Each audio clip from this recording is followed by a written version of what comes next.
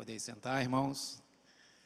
É sempre uma responsabilidade muito grande estar nesse púlpito, falando dos negócios do Senhor.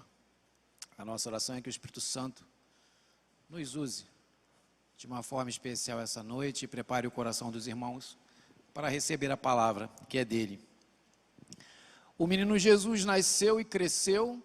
Aos 30 anos de idade ele iniciou seu ministério e ali separou os seus 12 discípulos e começou a pregar o evangelho, a caminhar. E ali uma multidão de pessoas seguiam Jesus por diversas razões. Entre elas era interesse pessoal mesmo, queriam ser curados, queriam ser beneficiados com a palavra e com os milagres de Jesus. E aí Jesus sobe a um pequeno monte e precisava instruir seus discípulos, preparando-os para a jornada, porque Jesus não permaneceria com seus discípulos durante muito tempo. Foram apenas 3 anos de ministério. E nesses 3 anos de ministério, de discipulado, Jesus precisava explicar tudo para os discípulos, para que eles, após a sua morte de Jesus na cruz, o seu ressuscitamento, os discípulos, através do Espírito Santo, pudessem continuar a boa obra. Bom, Jesus sobe a este monte, e em Mateus 6, por gentileza, Mateus 6, versículo 9, a partir do 9, eu vou ler até o 14, vamos trabalhar essa noite esses versículos. Jesus ali inicia uma instrução muito importante para os seus discípulos. Na verdade, ele vem dando várias instruções, as bem-aventuranças, e ele fala sobre diversos assuntos, sobre leis, homicídio, adultério, divórcio, juramentos, vingança, ajuda às necessidades, e ele vem falar sobre algo não só é importante para os discípulos naquele tempo, mas que é fundamental para a vida de todo cristão, que é o falar com Deus. Como é que nós falamos com Deus? A classe boas-vindas. Perguntar para Caio, ou não, Caio? Como é que nós conversamos com Deus, irmãos? Orando, não é isso? E Jesus estava ensinando nesse momento aos seus discípulos a conversarem diretamente com Deus. Sabe, desde o princípio de todas as coisas, quando Deus fez o homem e a mulher, o diálogo, a conversação era fundamental. Todos os dias, você vai lá ver em Gênesis 1, lê em Gênesis 1, Deus passeava pelo jardim e ali dialogava com Adão e com Eva. Mas houve a separação devido ao pecado. E ali, a partir daquele momento que Adão e Eva são expulsos do paraíso, Deus criou vários métodos para se relacionar com o ser humano. Sarça ardente, anjos. Depois ele instituiu os profetas e os sacerdotes. Profetas eram aqueles que falavam em nome de Deus e sacerdotes era aquele que falava, o homem era o instrumento de Deus para o homem falar com Deus. Então, quando Deus queria falar com o homem, ele usava profetas. Quando o homem precisava falar com Deus, era necessário os sacerdotes. Então, todo arrependimento de pecados precisava passar pelo sacerdote. Em Jesus, as coisas mudam. A partir de Jesus, Jesus está ensinando justamente esse início de relacionamento pessoal com Deus. Hoje o crente, a partir de Jesus, o crente não precisa mais de sacerdotes, de pastores para falar com Deus, bispos, padres, enfim, qualquer líder religioso. É você diretamente com Deus através de Cristo Jesus. Portanto, todo crente, todo salvo, é impossível imaginar um crente salvo que não ore, um crente salvo em Cristo Jesus que não dialogue com Deus, que não se relacione com Ele através da conversação, que é através da oração. Então, a oração é a forma de você falar com Deus, mas ouvir Deus, você ouve nos dias de hoje a Deus e no judaísmo, você ouve a Deus através da Torá e hoje nós ouvimos Deus através das Escrituras. A Bíblia é a palavra de Deus e Jesus está aqui instruindo seus discípulos a falar com Deus. Vamos ler Mateus capítulo 6, do versículo 9 até o versículo 15. Diz assim, Jesus falando para os seus discípulos. Vou começar do versículo 8, que que fica melhor, tá bom? Não sejam iguais a eles, aos fariseus no caso, porque o seu Pai sabe o que vocês precisam, antes mesmo do que pedirem. Vocês orem assim, ou em algumas outras traduções, portanto, vocês orem assim. Pai nosso que estás nos céus, santificado seja o teu nome, venha o teu reino, seja feita a tua vontade, assim na terra como nos céus. Dá-nos hoje o nosso pão de cada dia. Perdoa as nossas dívidas, assim como perdoamos aos nossos devedores. E não nos deixes cair em tentação, mas livra-nos do mal, porque teu é o reino, o poder e a glória para sempre. Amém. Até aí. Irmãos, no versículo anterior, Jesus está falando de atitudes de religiosos, e Jesus usa o termo hipócrita, no versículo anterior, antes da instrução, e é importante mencionar sobre isso. Estava conversando agora com o Caio, sobre como Deus faz a leitura de nós, né? Deus não está vendo a nossa vestimenta esta noite, Deus não está vendo a sua maquiagem, ou o seu penteado, ou o perfume que usamos, Deus não está interessado em nada disso. Deus está interessado num culto de excelência, sim. Cada um de nós, de acordo com sua capacidade, faça o melhor para Deus. Mas, na verdade, a leitura que Deus está fazendo de cada um de nós é o que está em nosso coração. Então, não adianta nós organizarmos cultos maravilhosos, se a intenção do coração for intenção apenas carnal. Jesus está chamando estes de hipócritas, ou seja, de personagens de teatro. Hipócrita vem do teatro grego, colocavam máscaras e eram personagens. Então Jesus, antes de falar sobre a oração, ele está dando uma instrução também a respeito de como você vai fazer as coisas de Deus e chegar a Deus. Não tem como eu chegar a Deus, ou você conversar com Deus, dialogar com Deus, com hipocrisia. É impossível eu ou você omitir qualquer coisa de Deus. Então, o princípio que Jesus está falando é que quando eu for fazer alguma coisa para Deus, eu tenho que realmente estar fazendo para Ele, com a intenção de agradá-lo, de adorá-lo, de exaltá-lo, de glorificá-lo, e não para que essa honra e glória seja para mim. Eu não posso estar aqui ou em qualquer lugar, ou você não pode estar na frente de qualquer trabalho, para que alguém o elogie e diga, nossa, como ele é santo, que oração. E como é difícil orar em público, não é verdade? E se nós formos reparar as orações em público, principalmente daqueles irmãos que ficam nervosos, você percebe que é uma oração muito quadrada, né? Sem sentimento, é quase uma reza. Por quê? Porque está tenso, é difícil orar em público. E essa oração dificilmente Deus chega a Deus, porque nós estamos buscando palavras para agradar a você. Não, aqui tem doutores, aqui tem pós-graduados, tem mestrados, então eu tenho que trazer uma palavra, uma oração bonita para agradar o irmão. E não é isso. Você tem que falar com Deus, abrir o seu coração, com o português que você tem, com a vontade que você tem, com o coração que você tem, com a emoção que você tem. É isso que Jesus começa a iniciar seu ensinamento sobre oração, falando sobre o teatro, sobre hipocrisia. Eu não posso ser um teatro, um artista, ao falar com Deus. Eu tenho que ser eu, porque não temos como enganá-lo. E aí Jesus falando sobre, ele divide na verdade a oração em duas partes. A primeira parte são 3 pedidos relacionados às questões espirituais. E a segunda parte são 3 pedidos relacionados às questões pessoais, dos discípulos, dos servos de Jesus. E veja que quando Jesus inicia a oração do Pai Nosso, a oração, o nome é Pai Nosso, e equivocadamente, alguns utilizam essa oração como mantra. E não é isso que Jesus está dizendo. Não é isso que Jesus está falando e nos ensinando. Que se você repetir essa oração 7 vezes 77, você vai conseguir um milagre. Não é isso.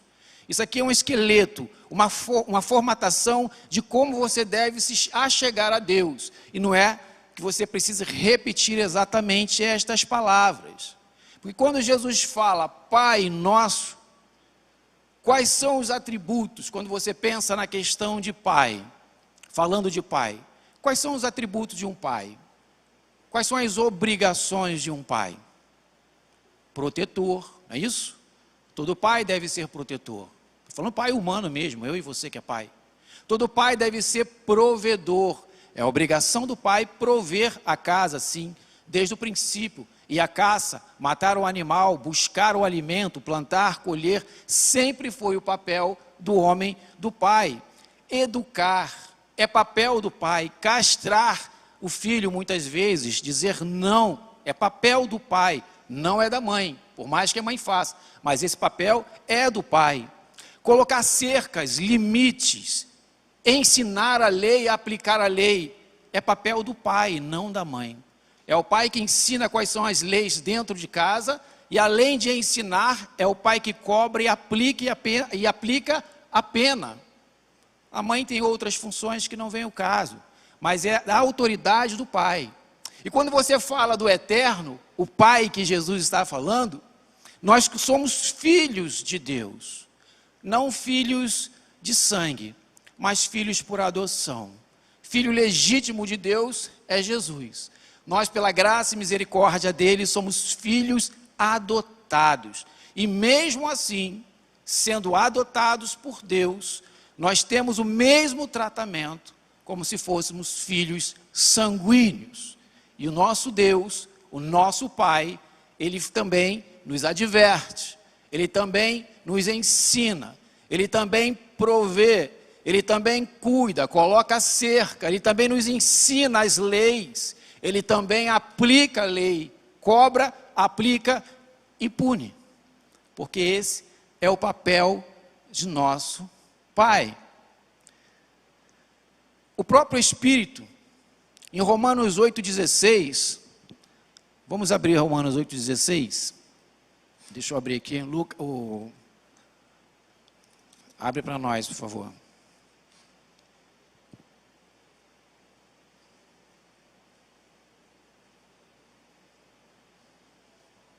Isso. Veja bem, o próprio Espírito testemunha ao nosso Espírito que somos filhos de Deus. Se você tinha dúvida que você é filho de Deus, e isso é uma crise para muitos crentes, conseguir entender que mesmo sendo eu quem sou, com minhas mazelas, com meus pecados, com os meus defeitos, mesmo assim, eu sou chamado de filhinho por Deus. Você, mesmo sendo quem é imperfeito, você é chamado de filho de Deus, o eterno, que é perfeito. Isso nos traz refrigério, porque não é o que somos, mas é quem temos em nós que nos faz filhos de Deus por adoção. E se você tinha alguma dúvida a respeito disso, com relação, como posso chamar Deus de Pai? Sim, você é filho de Deus por adoção em Cristo Jesus. Todo aquele que declara que Jesus Cristo, nascido de mulher, homem, que foi menino e cresceu, morreu na cruz do Calvário e ressuscitou ao terceiro dia, todo aquele que declara que Jesus Cristo é o Filho de Deus, esse se torna também filho de Deus por adoção. E é isso que Jesus está nos ensinando, que você, que declara isso, pode chamar o seu Deus, o poder, a glória, chamá-lo de Pai e Paizinho. Mas a oração do conhecido Pai Nosso, ela não começa Pai meu. Ela começa como? Pai Nosso. Esse é o símbolo do Evangelho. Não é o teu Deus, é o nosso Deus. O Pai não é meu, mas sim é o Pai da família de Deus, da igreja de Cristo, do corpo de Cristo. Desde a fundação do mundo até a volta de Jesus, o Pai será nosso, o Pai da igreja de Cristo. O meu Deus não é apenas o meu Deus não é apenas para as minhas necessidades, por isso que é nosso. O meu Deus não é apenas para os meus desejos, é nossos desejos. O meu Deus é de toda a igreja espalhada nos 4 cantos da terra. É o nosso Deus. Você sabe que quando nós vamos, alguns não entendem quando nós vamos fazer sepultamentos de não cristãos, e somos convidados, alguns familiares não entendem o que esses crentes estão fazendo aqui, né? Às vezes um sábado à tarde, aqui participando desse sepultamento, desse funeral, se não é parente, não é amigo, não conhece, mas nós somos convidados a participar, é porque o nosso Deus também é o Deus deles, mesmo que eles ainda não tenham conhecido. E como Deus nosso é o mesmo Deus deles, nós choramos com os que choram, assim como nos alegramos com os que nos alegram. O Deus é o nosso Deus. O evangelho de Jesus é um evangelho comunitário, não é um evangelho unitário, mas é um evangelho comunitário.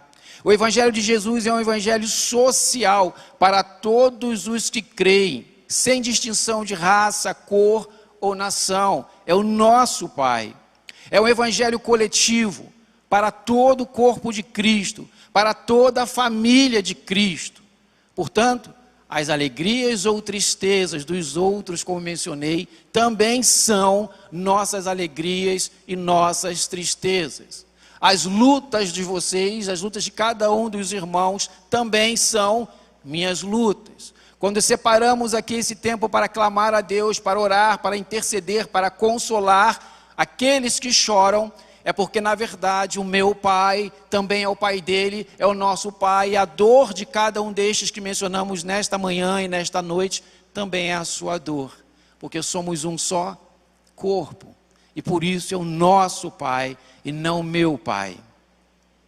Sabe, depois Jesus vem nos ensinando o Pai Nosso que estás nos céus, ele diz: santificado, santificado é o teu nome.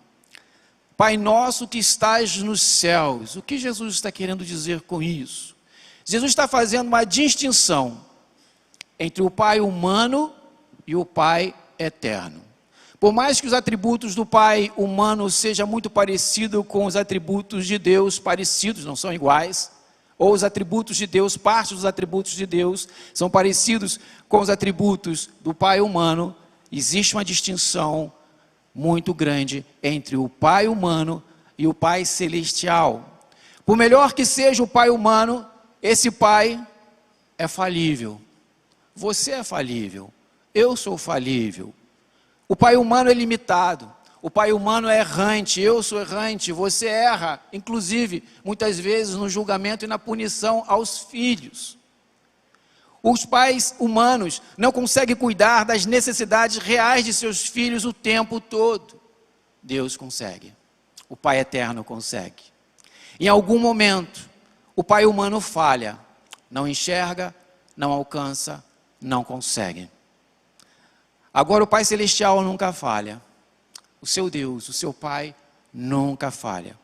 Pois Ele é infalível, poderoso, amoroso, misericordioso, gracioso, favor sem merecimento após favor sem merecimento sobre a tua vida, sobre a minha vida. Este é o Pai eterno. Sabe, eu fui a um sepultamento há algumas semanas atrás, de um jovem que faleceu, e ali o pai deu um testemunho sobre a sua vida e sobre o relacionamento dele com o seu filho. E eu fiquei chocado. Nós já ouvimos muita coisa, mas eu fiquei chocado. Por quê? Aquele menino de 21 anos faleceu, não se sabe exatamente por quê, parece que foram as drogas. E esse pai, na hora do sepultamento, abraçando seu filho, beijando seu filho, ele sentiu o desejo no coração de falar, não de seus acertos, mas falar dos seus erros, das suas falhas. E ele começa a falar que, em determinado momento, aquela criança virou um rapaz e não era mais tão obediente quanto era menino. E começou a desobedecer e não cumprir as leis. E de repente aquele menino começa a beber, a fumar, e começou a introduzir as drogas na vida e veio a falecer. E seu pai chorando diz assim: eu errei, eu falhei. Ao invés de compreender meu filho, eu não consegui compreender. Muitas vezes eu chamei meu filho de bandido. Muitas vezes eu bati em meu filho. Muitas vezes dei tapa na cara de meu filho. Muitas vezes expulsei meu filho de casa. Ameacei meu filho de morte. Esse pai, o que ele não tinha é o que nós temos. Cristo Jesus. E Cristo nos dá sabedoria. Mas por que eu estou falando isso? Porque todo pai humano comete equívocos. Uns graves, como este, que não tem como voltar atrás. Se fosse diferente, se o evangelho ali estivesse, se houvesse graça, misericórdia dentro de casa, comunhão, unidade, espírito, oração, as coisas poderiam ser diferentes. Mas não havia Cristo ali. Nós somos falhos, mas o nosso Pai eterno nunca falha conosco. E é por isso que nós temos que estar atentos à sua repreensão. Temos que estar atentos quando Ele coloca leis, cercas e limites para nós. Temos que estar atentos quando Ele nos chama a atenção. Temos que estar atentos quando Ele diz não. Temos que estar atentos quando Ele impede alguma coisa que nós tanto desejamos que aconteça e Ele impede de acontecer. E muitas vezes nós ficamos chateados com Deus, aborrecidos com Deus, nós ficamos de mal com Deus. Na minha juventude eu fiquei muitas vezes de mal com Deus. Mas o que Ele está fazendo é cuidando de nós, te tratando como filho, filho amado. Muitos têm dificuldades, meus irmãos, de se relacionar com Deus devido a traumas vindos de seus próprios pais. Eu tive dificuldade. Meu pai é uma bênção nos últimos 40 anos aí. Meu pai é uma bênção, se converteu. Mas eu tive dificuldade de me relacionar com Deus, porque essa palavra pai, quem tem traumas de infância, ao ouvir essa palavra, Deus é teu pai, você vai automaticamente ligar a chave das lembranças do passado. E você precisa, como eu, passar pelo processo de cura e restauração. E lá, depois nós vamos falar sobre isso. E você precisa perdoar lá atrás para poder se relacionar com o Pai, com o nosso Abba Pai, com o nosso Deus. Mas muitos têm dificuldade, precisam resolver isso através de oração, através de clamor, através de jejum, para poder se relacionar com o Pai, o Eterno. Mas nós precisamos sempre lembrar que os pais humanos são falíveis, mas que o Pai eterno, Ele não é falível. Deus é um Pai celeste, eterno, e seu amor dura para sempre, de geração a geração. E Ele nos aguarda o tempo todo em sua presença. É isso que Jesus está ensinando, nos ensinando a ir na presença dEle, com coração puro, aberto, sem teatro, para falar com Ele o que estamos sentindo, pedir graça, misericórdia, favor. Mas Jesus está nos ensinando também que antes de eu entrar com as minhas petições pessoais, com as minhas necessidades, eu preciso entrar com as necessidades do reino. Eu entendo quem é pai, que Ele é o meu paizinho, que me ama tanto, que sou seu filho adotado em Cristo Jesus. E aí Jesus vem nos ensinando que nós precisamos pedir para nós sim. Mas antes de pensar em mim, precisamos pedir para o reino. E Jesus nos ensina 3 pedidos para o reino. O primeiro: santificado seja o teu nome. Começa a oração: Pai nosso que estás nos céus, santificado seja o teu nome. Isso não é um pedido pessoal para mim. Isso é um pedido para o reino. Deus já é santo e eternamente santo. E o que significa santificar o nome de Deus? O que é isso? Santificar o nome que já é santo, santo, santo, e sempre será santo. Significa orar reconhecendo e relembrando os atributos de Deus. Você sabe que existe uma diferença muito grande, experiência própria. Quando eu entrava na presença de Deus aflito, angustiado, choroso, depressivo, ansioso, e começava atropelando, orando, pedindo para mim as coisas, eu entrava na oração nesse estado emocional e saía da oração pior ainda. Quando você entra em oração com um estado emocional de ansiedade, angústia, depressão, medo, pavor, a sua mente ou a sua alma está angustiada e você já entra no seu pedido, seja ele qual for, financeiro, saúde, relacionamento, emoção, qual que for o problema, mas você inicia a sua oração com os seus problemas, você sai dessa oração tão angustiado quanto entrou. E o que Jesus está nos ensinando? Quando Jesus nos ensina, santificado seja o teu reino, significa que eu preciso iniciar minha oração não apenas pedindo, não suplicando, não chorando. Essa forma de orar não gera em nós confiança no Deus, no nosso Deus, a quem estamos pedindo. Não dá nem tempo de lembrar quem é Deus. Tamanha é o desespero e tamanha é o pensar em nós. Trazer à memória, o que Jesus está falando, santificar a Deus, é trazer à memória os milagres, as bênçãos de Deus sobre sua vida. Trazer às memórias os milagres e as bênçãos de Deus ao longo da sua vida. Se você parar para pensar agora, você vai perceber que você tem muito mais milagres e bênçãos e alegrias do Senhor na sua vida do que necessidades e decepções. Só o fato de você estar aqui é um preço muito caro. Muitos gostariam de estar aqui e não estão. O fato de você estar em casa, participando deste culto, com saúde, com alegria, com a tua família, isso é muito caro. Quando nós começamos a trazer à memória estes milagres, lembra de um aí? Talvez do último? Quando você começa a lembrar dos milagres, dos livramentos, nós que dirigimos, quantas vezes Deus nos livrou de acidentes graves.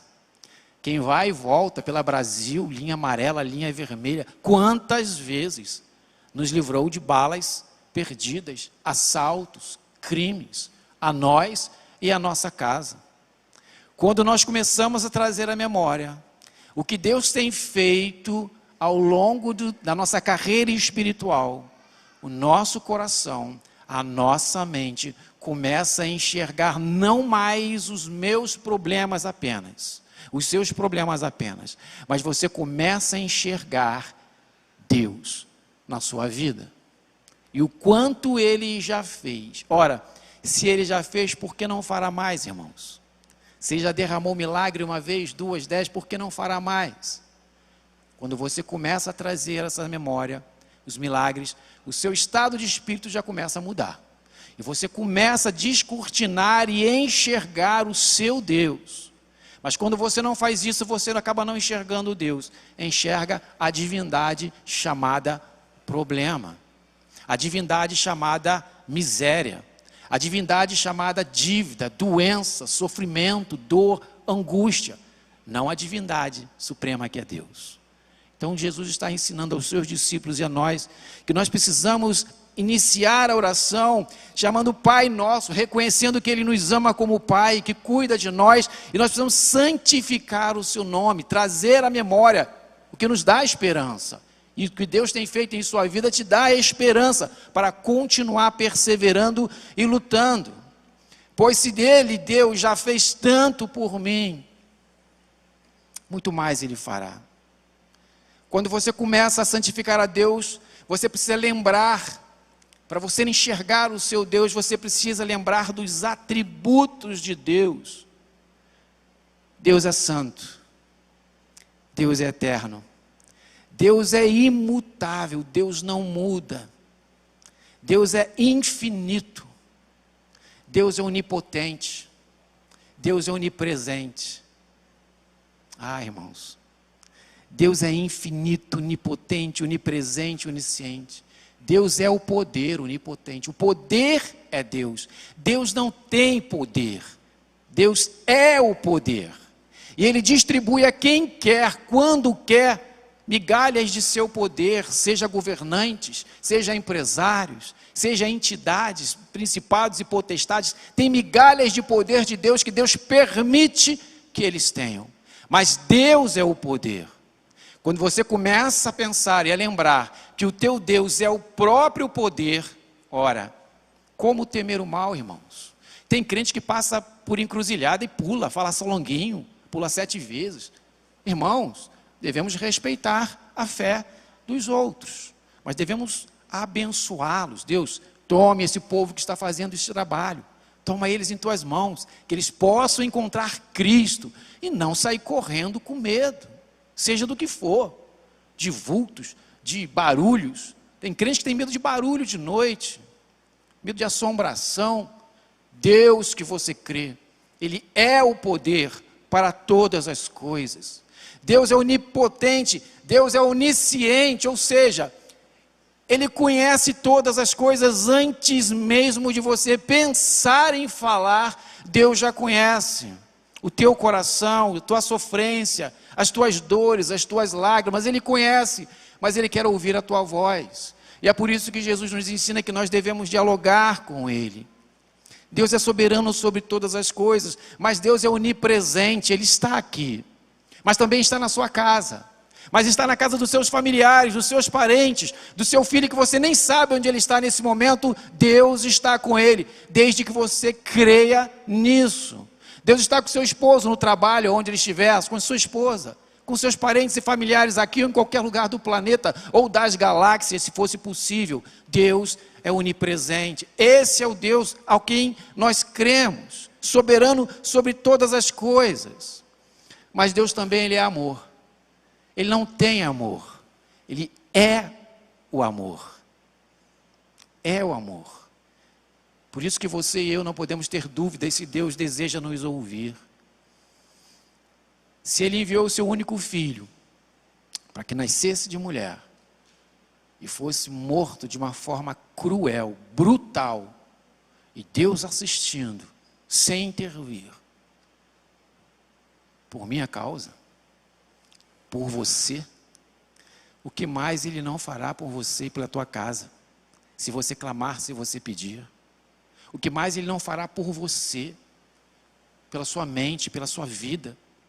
Se Deus entregou o seu próprio filho para morrer e Ele assistiu esse espetáculo cruel, o que mais Ele não fará por você? Talvez você não tenha percebido os milagres e as bênçãos de Deus na tua vida porque você não está dialogando com Ele o suficiente.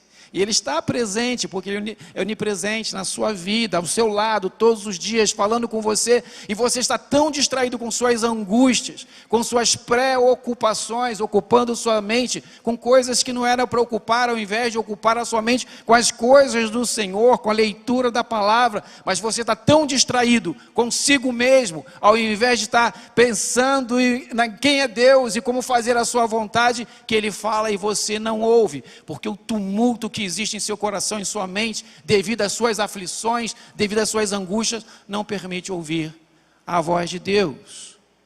Por isso que você precisa, antes de começar a orar e clamar por você, santificar esse Deus, falar: Deus, Tu és santo, santo, eterno, imutável, infinito, onipresente, onipotente, onisciente, soberano sobre todas as coisas. Tu és um Deus de amor, um Deus de bondade, um Deus de misericórdia, um Deus de sabedoria, justiça, santo, de santidade, veracidade, Deus de liberdade, Deus de paz.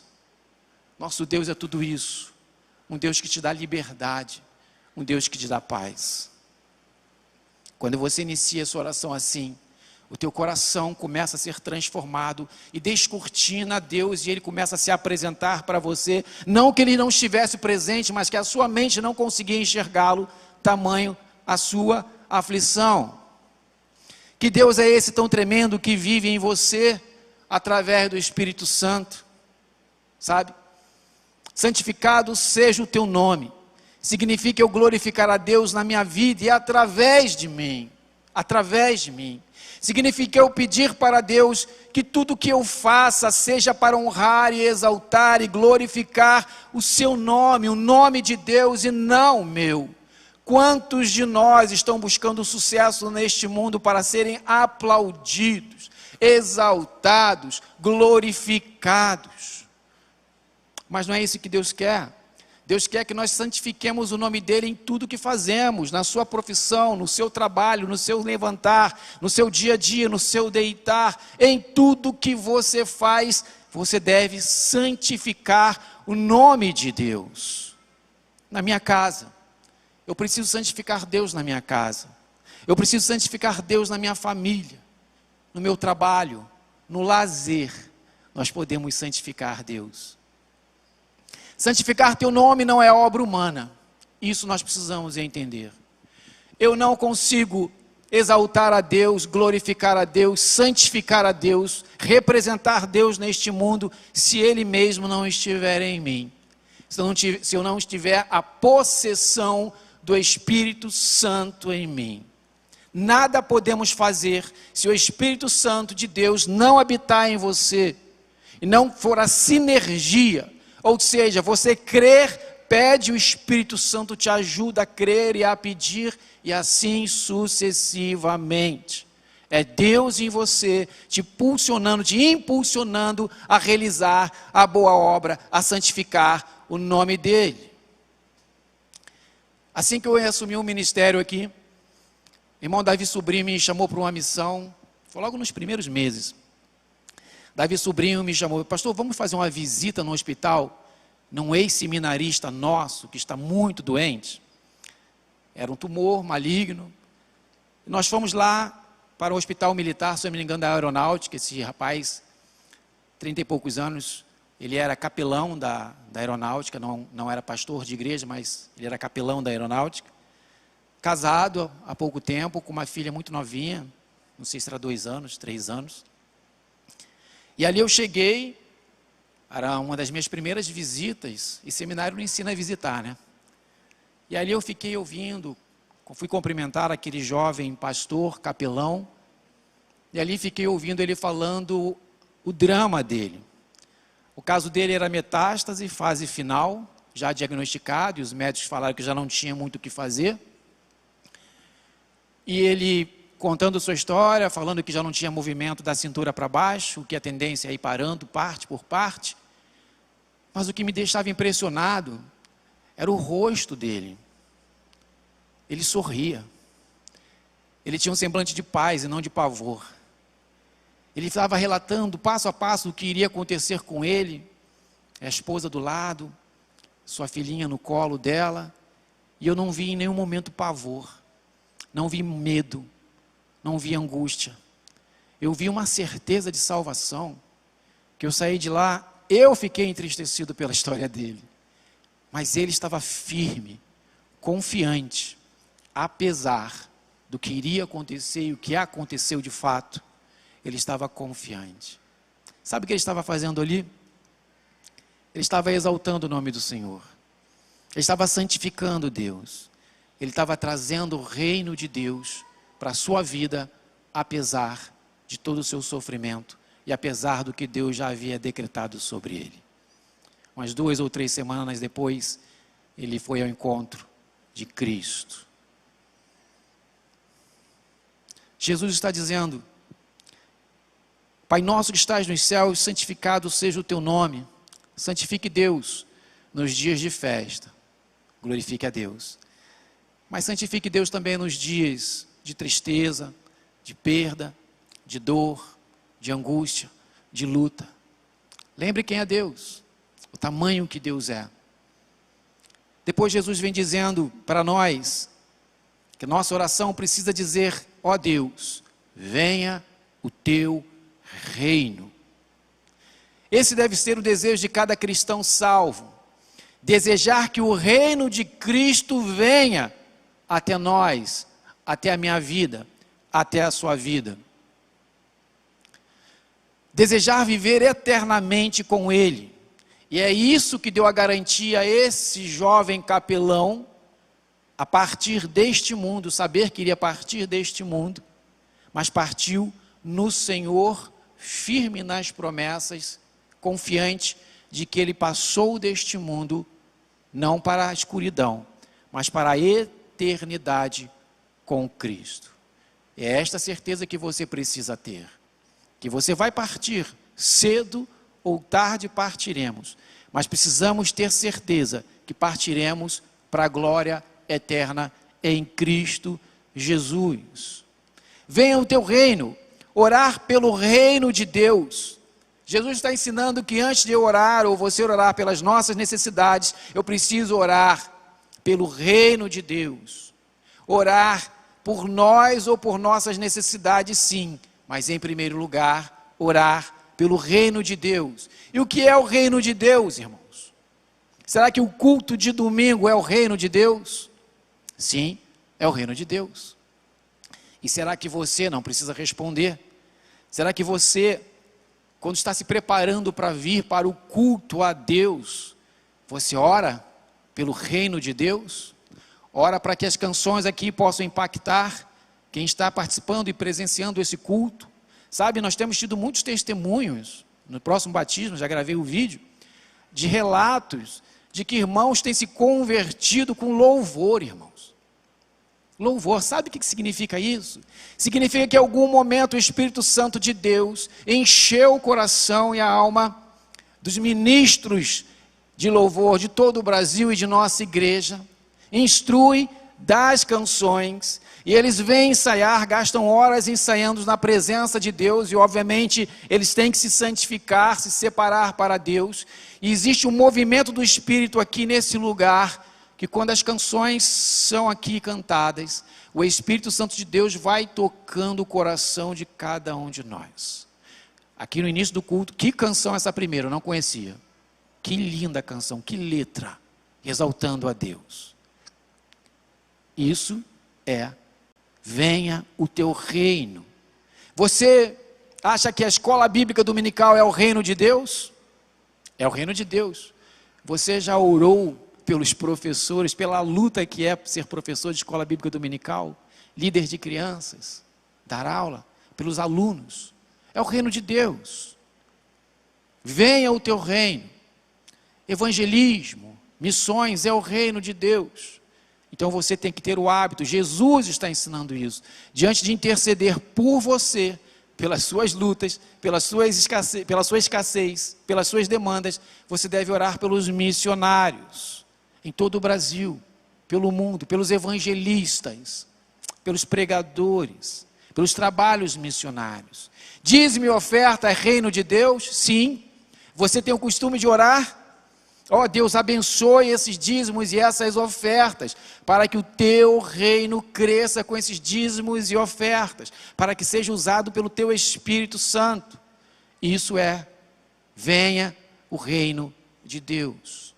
Tudo que glorifica o nome de Jesus, como único e suficiente Salvador, mediante arrependimento e fé, é o reino de Deus, e você e eu, e todo salvo deve trazer o reino de Deus para si, ou seja, orar, clamar, buscar, interceder pelo reino de Deus, pela expansão do reino de Deus até que ele venha. A nossa missão aqui neste mundo é uma apenas: pregar o Evangelho, com a sua vida e com o que você faz. Pregar o Evangelho. É por isso que você não evaporou quando aceitou Jesus, quando Cristo morou em seu coração. É porque Deus tem uma missão para você: expandir o reino através da pregação, através do clamor, através da intercessão. Por isso, antes de orar por seus anseios, por isso, antes de orar, antes de suas necessidades e desejos, orem pelo reino de Deus. Veja que o próprio Jesus diz logo à frente, Mateus 6,33. Mateus 6,33.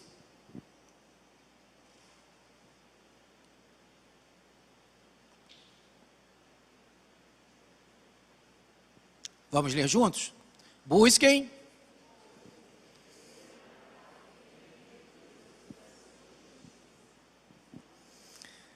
Busquem, pois em primeiro lugar o reino de Deus e a sua justiça, e todas essas coisas serão acrescentadas a vocês. Todas as coisas. Você pega a Bíblia depois e lê os versículos anteriores, as muitas bênçãos que Deus tem para cada um de nós. Mas está ligada diretamente a buscar em primeiro lugar o reino de Deus. E quando você busca o reino de Deus, o texto diz, portanto, não se preocupem com o amanhã, pois o amanhã trará suas próprias preocupações, basta cada dia o seu mal. Se você, se eu, se nós buscarmos em primeiro lugar o reino de Deus, todas as coisas que nós necessitamos serão acrescentadas em nossas vidas. Por isso, não andeis ansioso, angustiado, preocupado, choroso, porque você precisa santificar o nome de Deus e buscar o reino de Deus para a sua vida. Falando na sua oração, me use, Senhor, Essa oração é muito difícil. Use meus filhos, Senhor. Use os meus negócios, Senhor. Use a minha vida, Senhor. Use os meus talentos, use os meus bens para propagar o evangelho da salvação em Cristo Jesus. Essa oração é difícil, porque quando nós começamos a orar assim, Deus começa a nos usar. E ser usado por Deus não é fácil. Exige sacrifício de nós. Existe muito sacrifício de nós. Mas ao mesmo tempo que nos sacrificamos pelo evangelho, para exaltar a Deus, para santificá-lo, para trazer o seu reino, Deus da mesma forma, Ele nos abençoa e nos dá condições de cumprir a sua missão. Terceiro, Jesus nos ensina: faça a tua vontade, venha o teu reino e seja feita a tua vontade. Que vontade é essa? É a vontade de Deus. Deus é um Deus que tem planos, Deus é um Deus que tem propósitos ou vontade desde a fundação do mundo. Deus não foi pego de surpresa. Quando Ele iniciou a criação do mundo, Ele já sabia como seria tudo, tudo já estava preparado. Deus tem o seu plano perfeito. E eu preciso me colocar como seu servo, à disposição do reino, e pedir para Ele me usar e fazer a vontade dEle e não a minha. Só que isso também é muito doloroso. Deus não está perdido, sem saber o que está acontecendo no mundo, ou sem saber o que vai acontecer, não. Ele tem propósito com tudo que está acontecendo no mundo, com tudo que aconteceu no mundo, por pior que nós achemos que esteja, ou que foi o mundo, ou que é o mundo, Deus tem propósito para todas as coisas debaixo do céu. Está tudo sob controle em suas mãos. Eu tenho que sair, irmãos, como crente, da minha bolha de vontades e desejos, e entrar no centro da vontade de Deus. O que significa isso? Eu tenho que deixar de ser egoísta, eu tenho que passar a ser servo, mesmo que para isso eu tenha que perder algumas coisas, porque na realidade quando nós declaramos Cristo como único e suficiente Salvador, nós declaramos para todos, para a comunidade, para a sociedade, para a igreja e para o próprio Deus: não vivo eu, mas Cristo vive em mim. Se isso é real, se não é uma verborragia, simplesmente uma palavra jogada ao ar, ao vento, mas é real o que eu estou falando, Cristo vive em mim, não vive mais eu, mas Ele é que vive em mim. Se isso é real, uma palavra verdadeira, irmãos, tudo, eu tenho que sair da minha bolha de necessidades e vontades, para viver centro da vontade de Deus. Quando eu oro a Deus pedindo para que Ele faça a sua vontade em minha vida, estou não mais vivendo no meu eu, mas deixando Cristo viver em mim. Como posso fazer isso, pastor? Orando e pedindo a Deus para que Ele faça a sua vontade na minha vida. Antes e depois de fazer meus pedidos pessoais, oro convidando Jesus a fazer somente a sua vontade. E essa oração é muito difícil, sabe por quê? Porque realmente nós somos muito vaidosos, nós queremos as coisas no nosso tempo, na nossa hora, do nosso jeito, no nosso planejamento. E normalmente nós estamos equivocados. Deus quer do jeito dele. O seu intelecto, o seu saber, a sua cultura, o que você é, o seu dom, o seu talento, o seu temperamento, tudo isso, essa forma que é você, não te pertence, mas pertence ao reino de Deus. E Ele vai usar tudo isso que você é, tudo isso que você está sendo forjado, para a obra dEle. Só que quando você pede para que Deus faça a vontade dEle em sua vida, esteja preparado para receber muitos nãos, e para a sua vida mudar completamente. Você está caminhando por uma direção que você acha que é a correta, que é a melhor, que vai te trazer muita alegria, conforto, regozijo, e Deus te chama para um lugar onde você não gostaria de ir, te manda fazer coisas que você não gostaria de fazer, mas Ele quer que você faça para o reino, para agradar a Ele e não a você. E quando você pega a história dos homens de Deus, você vai perceber que Deus os usou poderosamente, mas um preço foi pago. Um preço foi pago. Primeiro, Jesus nos ensina que você precisa, para você ter paz na sua vida, você precisa buscar a Deus de todo o coração, com toda a sua alma, com toda a sua inteligência, com toda a sua emoção, com todo o seu entendimento a respeito de Deus. E é por isso que você precisa olhar para Ele, conhecer os atributos dEle, para quando você falar com Ele, você entender que Ele é meu papai, Ele me ama, Ele é o amor, e deseja sim me abençoar, mesmo que a forma que Ele vai me abençoar não seja a forma que eu desejo, que eu espero, que eu gostaria que fosse. Porque na realidade, quando não vivo mais eu, quando Cristo vive em mim, e quando eu começo a receber a instrução de Jesus, aprendendo a orar o Pai Nosso como Jesus nos ensina, nós vamos entender que as minhas necessidades básicas do dia a dia são importantes, mas o mais importante são as necessidades do reino. Tendo ou não tendo, eu preciso trabalhar para o reino. Em dias de alegrias, de festa, ou em dias de luto, eu preciso trabalhar para o reino. Porque o nosso tempo, o nosso reino não é aqui. Nós estamos passando um período muito curto. E o período que estamos passando aqui, seremos abençoados sim. Mesmo que hajam lágrimas, Deus vai nos abençoar e sarar as nossas feridas, curar o nosso interior, enxugar as nossas lágrimas. Mas nós passaremos por isso sim. Mas quando eu deixo de viver a minha própria vida para viver o reino de Deus, santificar a Deus, exaltar a Deus, glorificar a Deus, Ele sendo o centro de tudo, e quando você toma essa decisão, não importa o que aconteça na sua vida, você sempre terá a paz de Cristo em seu coração. Quando você vê a história dos discípulos de Jesus, que bênção! Quando você vê a promessa que Deus tinha através do anjo para João Batista, leia lá, que bênção. Se a mãe estava distraída, ela achava que João Batista seria o cara, foi decapitado. Quando Maria recebeu a promessa de Jesus, que promessa, será mais poderoso do que Davi, que reino é esse? Maior do que o Império Romano, crucificado.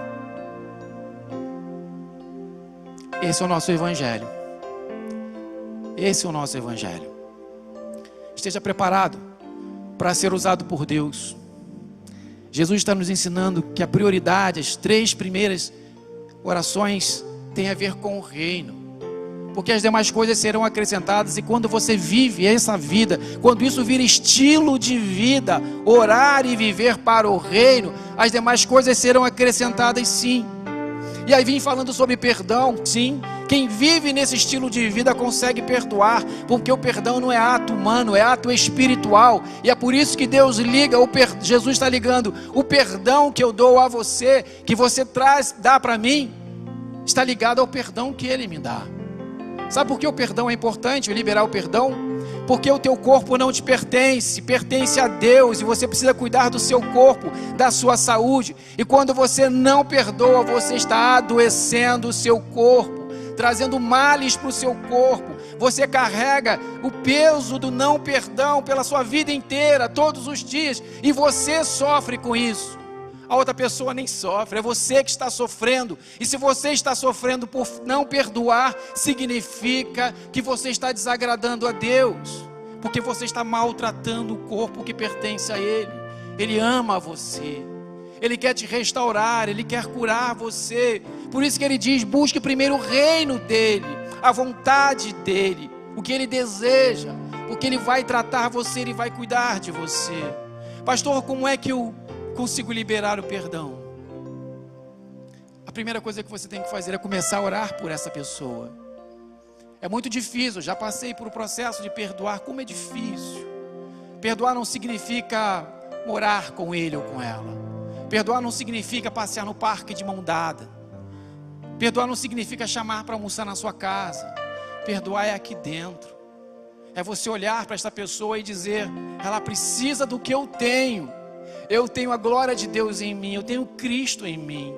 E só foi possível isso porque um dia o Deus, o amor, onipotente, onipresente, onisciente, decidiu, em seus projetos, em seus planos, enviar o seu filho, menino, nascido na manjedoura, para que ele pudesse crescer e morrer por você. Não porque você merece ou porque eu merecia, porque eu não mereço esse perdão, mas é pela graça, é um favor sem merecimento. E se esse Deus enviou o seu único filho para morrer pelos meus pecados, quem sou eu para não perdoar aqueles que me fraudaram? Quem é você para não perdoar aquele que te fraudou? Não importa qual foi a fraude, não importa qual foi a dor. Jesus está linkando: perdoa as minhas dívidas, ó Deus, assim como perdoamos os nossos devedores. Você precisa liberar o perdão hoje. Comece a orar agora por ele, por ela.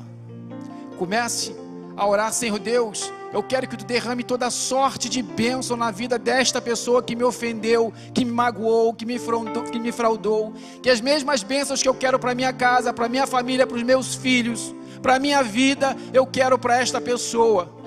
Eu quero, Senhor Deus, que tu a liberte como tu me libertou. Eu quero que tu a cure como me curaste. Eu quero que tu a abençoe e traga alegria e paz para ela como trouxeste para mim, porque eu não sou merecedor.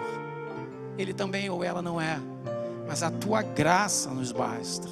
O teu favor sem merecimento nos basta.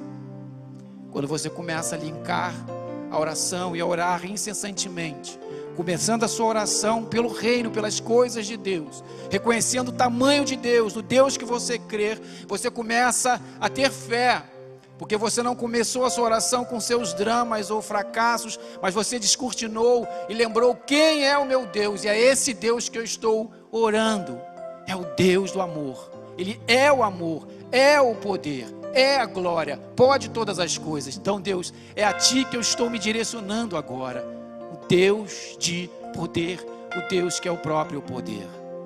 Mas Deus, eu quero perdoar, porque eu sei que tu me perdoaste. Aí, irmãos, as demais necessidades humanas, seja alimento, seja casa, qualquer outra necessidade que vem no texto, que você tenha, será acrescentada na sua vida. A grande dificuldade de nós crentes é que nós estamos nos preocupando muito conosco, com o nosso bem-estar, nos preocupando muito pouco com o reino e com a expansão do reino. Você só está aqui, não virou vapor, porque Deus tem um projeto para a sua vida, para expandir o reino através dos seus dons e talentos da sua vida, até que Ele venha ou até que Ele te convoque. Eu quero que vocês fechem os olhos para nós orarmos. Eu não sei se tem alguém aqui essa noite que não encontrou ainda Cristo. Talvez você tenha ouvido falar tantas vezes de Jesus, do amor de Deus, o amor de Deus, o amor de Deus. Talvez aqui ou em casa você tenha sentido tantas vezes o seu coração incendiar de desejo de ter um encontro com esse Deus, de se entregar para Ele. Talvez você tenha sentido tantas vezes o desejo de viver menos para si, se preocupar menos e trabalhar mais para Ele, mas você não consegue. Faça essa oração agora nesta noite. Peça a Jesus para morar em seu coração, para fazer morada em seu coração. Peça para Jesus habitar em seu coração de tal forma que você sinta a sua presença. Mesmo você sendo quem você é, mesmo eu sendo quem eu sou, pela graça e misericórdia de Deus, Ele deseja habitar em você e em mim. Faça a oração: Deus, eu quero tanto te exaltar, eu quero tanto trazer o teu reino, fazer a tua vontade, te santificar, te glorificar. Eu tenho as minhas necessidades, mas eu quero inverter essa pirâmide. Eu quero colocar as suas necessidades, a necessidade do reino, como prioridades na minha vida, em minhas orações. E as minhas necessidades têm que ser secundárias. Olha agora: Senhor, eu quero que teu reino seja prioridade na minha vida, porque eu sei que se assim for, eu terei paz. Talvez você não tenha paz, eu não sei. Inverte os valores. Clame pelo reino. Dedique-se a Ele. E o mais Ele fará. Nós vamos ouvir uma canção do Ministério de Louvor agora. Enquanto eles cantam, você vai orando. E se você tomou uma decisão importante na sua vida, de ter um encontro com Cristo, de perdoar alguém, e não sabe como e precisa de ajuda, você vai se levantar onde você está, e vai clamar a Deus junto comigo após o louvor, dizendo: Jesus, mora em meu coração e me dá força, para primeiro colocar como prioridade os seus negócios, e aprender a perdoar como Cristo me perdoou, para que as demais coisas sejam acrescentadas na minha vida.